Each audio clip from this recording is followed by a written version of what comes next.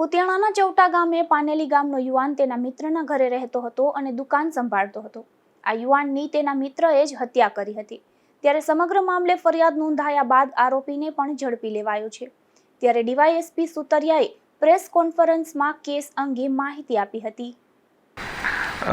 Kutiyana police સ્ટેશનમાં ગઈ તારીખ 1/5/2026ના રોજ મર્ડરનો એક ગુનો દાખલ કરવામાં આવેલો છે, જેમાં ફરિયાદી છે ગોવિંદભાઈ અને મૂળ ઘટના એવી હતી કે એના ગુમ થનાર એમના જે દીકરા હતા, મરણ જનાર એમના દીકરા નરેન્દ્રભાઈ ઉર્ફે ભરત, જેની દુકાને એ કામ કરતા હતા અને જેના ઘરે રહેતા હતા એવા ચોટા ગામના રહીશ માલદેભાઈ દેવાભાઈ નંદાણીયા, એના દ્વારા કોઈ ઝઘડા અને એવા કારણોસર બંને વચ્ચે ઝઘડો અને એની પછી જે આરોપી છે માલદેભાઈ એમના દ્વારા આ મરણ જનારની હત્યા કરવામાં આવી હતી।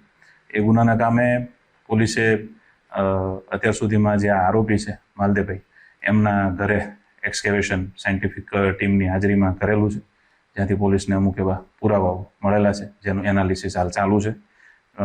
ગઈકાલે સાંજના સમયે આ કામના આરોપી જે છે માલદેભાઈ એમને પોલીસ દ્વારા વિધિવત રીતે અટક કરવામાં આવેલા છે।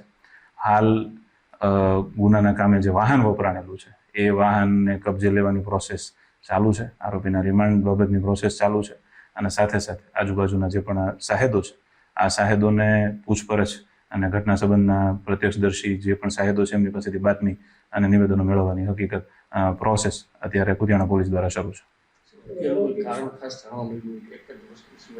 હાલ પૂરતું કારણ આરોપીને અટક થયા એની પછી જે એમના પૂછપરછ કરવામાં આવી છે એમાં હાલ પૂરતું કારણ એવું જાણવામાં આવ્યું છે કે બંને વચ્ચે જે બીજ ભરવા જવા બાબતે મઢડા સોનલધામ બીજ ભરવા જવા બાબતે જે ઝઘડો થયો અને એમાંથી આ ઘટના બની છે।